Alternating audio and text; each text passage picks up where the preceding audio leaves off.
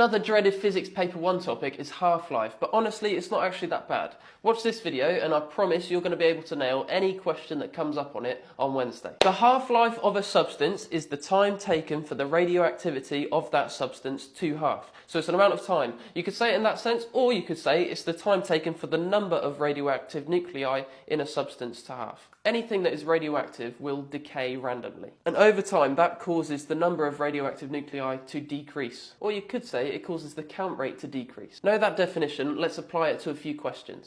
Alright, running commentary. So it starts by asking us what makes gold atoms all the same, or it's the proton number that determines the element, so it must be protons that's the same.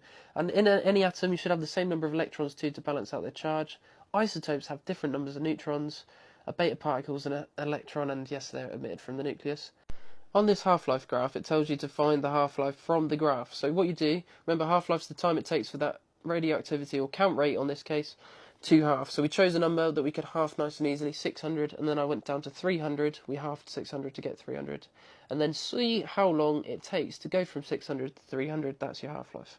This one's interesting. So it's saying about how we need twice as much as what we currently have. So how many half-lives would have passed to have got us to where we are right now if we started off with twice as much? Well, think, to reverse what half-life does, you would double, because half-lives make a number half. So if you just want to get twice as much, you're only doubling once, so that's only one half-life. In this graph question, you have to actually plot the graph yourself. So it tells us we start at 100,000, and remember, the half-life's 4,500 million years, so every time that time period passes, our number of nuclei has to half. So the 100,000 will start there, goes down to 50,000, and that must take 4,500 years. Half that 50,000, that takes us to 25,000. That also takes 4,500 years. So that takes us over to 9,000.